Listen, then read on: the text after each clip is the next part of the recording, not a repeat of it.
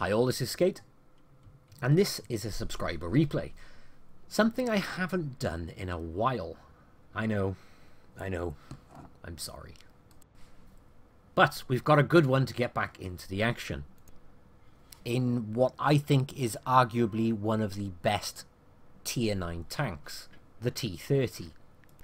And this T30 is being driven by Jimmy13, who now goes by Incognito. And he has sent me 2 T30 masteries, totaling a damage of 13,600. He obviously knows how to handle his T30. There are so many things to love about this T30, including 276mm of penetration, which allows shots like that. Magic. Now there's obviously a level of RNG involved there. He had a very high damage roll, and that's the front of an IS-7. But because of that penetration value, shots like that are not 1 in a million.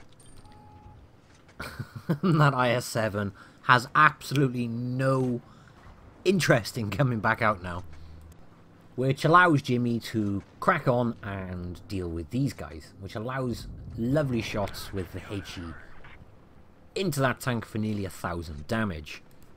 Again, another thing which is great about the T30. 90mm of penetration on the HE with a 960 average damage roll. Couple that with a rock hard turret and 10 degrees of gun depression with a fully traversable turret, and you've got yourself a monster. And like I said at the start, Jimmy really does know how to play this tank. If you give people your hull, you're pretty much guaranteed a penetration. If you just give them the turret, you're going to have no issues whatsoever. And the Jagdpanzer does fire at him, but only gets a shot into his track. The Waffle did manage to get a shot into him, but the E100 then took him out. And the T54 at the top there clearly died and wanted to blame it on everybody else. You gotta love people who rage. Now, there are several things I mentioned I like about this tank. The other thing is you can see he carries 4 APCR rounds. Now the APCR have 320mm of penetration, with an average damage roll of 554. So if you have to use an APCR round, you know you're still going to do a good high damage number. But it has allowed him to put 2 reliable clean shots straight into the upper casement of that Jagdpanzer E100. And it looks like that IS-7's come back out. I was kind of hoping you'd get the kill for that one, considering he really ticked him off at the start of the match. Sadly, however, he was still reloading.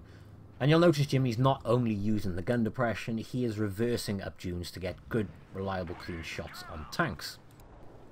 Doesn't have the greatest elevation, it's got 15 degrees of gun elevation, but still, it's workable and you can use it well.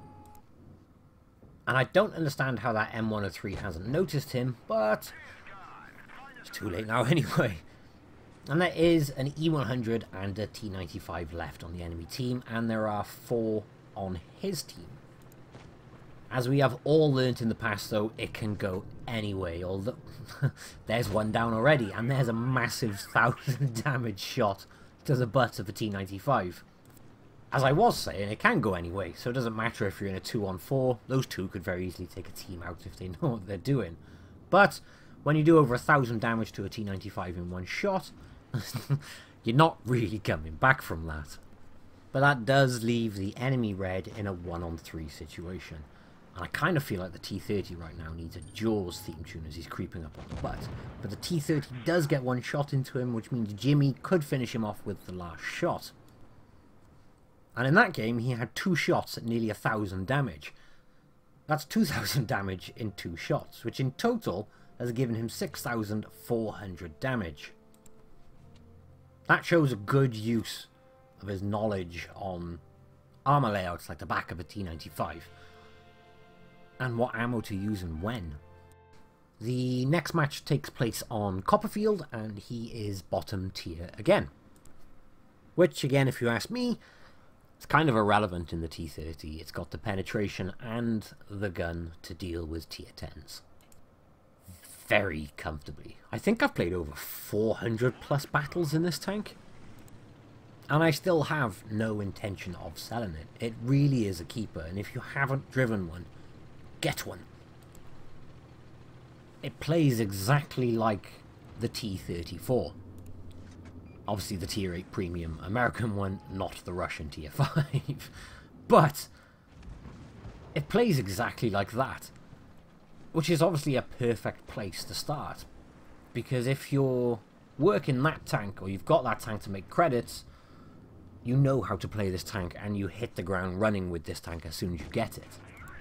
It's got less hit points than a T-34 one tier lower, since the T-34 was buffed, but it's got this monstrously nasty gun.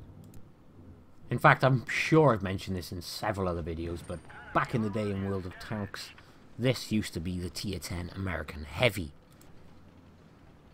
That's what I'm told anyway.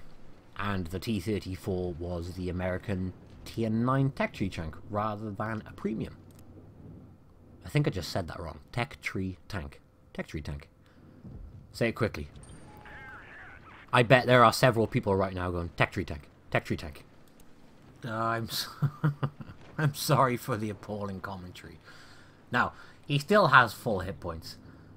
And there's a Leo coming out with a nice squishy side. He has HE loaded. And that's the most frustrating thing in the world when you hit the tracks. We've all done it, but it doesn't make it any less frustrating. But there is nothing to shoot at here, so I think he's making a push on the Death Star, and as he comes out of cover, there is a Jagdpanzer E100 pointing his gun at him and an IS-8. And he bounces off a Death Star's turret. Death Star does come out to have a look at him, but he does manage to get back in cover in time. That's some bad RNG in a row right there. But he does survive, which means he can continue to fight the battle. And you can see he's now looking for shots on this Death Star. However, this Death Star is quite patiently waiting for him to pop out.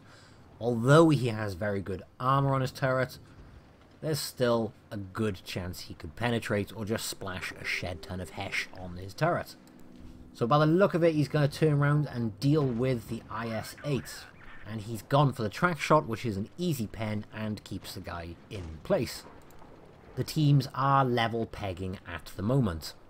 But if he can get this reload in, he should be able to deal with the IS-8, but it doesn't matter because someone else has finished him, and it means he can put that shot straight into the Jagdpanzer.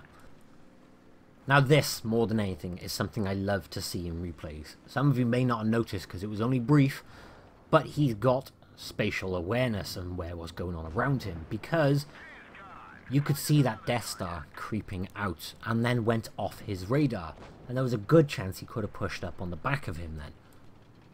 The fact he had the awareness and he was paying attention to his minimap meant that he could come out and preempt it happening. I love to see things like that. It's such a simple thing, but it's nice to see. And we're now back in this situation with him by here and the Jaegeru by there. Except he knows he's there now, so he's put his tank in a much stronger position, only poking out the top of his turret. And where did that shell go? I didn't even see it hit the floor. You'll notice the E100 is looking at him there, so there's not much of a target on him, but he did make an attempt on that shot anyway. But being as the E100 has shot, it means that Jimmy can make a push now and go round, in theory, I'm assuming, the left-hand side of the Jaegeru. No, he's not. He's going for that IS-7. And is he AFK? Yeah, it looks like that IS-7 has disconnected, which is very handy. So obviously it'd be rude not to address him, being as he is there. And I believe his friendlies have shots on that IS-7 also, but bounced. And is he going to wait for the kill? Oh, I think so. Is he going to get the kill though? Come on, reload. Just saw someone bounce off the front. Okay, so he is dead, which means there's a one-shot E100 on the right-hand side for him. And there is just over one shot, I think, but it'd be rude not to deal with the E100. He's an easy one-shot. Just the Jagdpanzer left. And he's waiting for the reload. There's no point sticking your head out early. I like to come out as it's nearly finished reloading, so you know you're getting maximum DPM. in the entire game you can.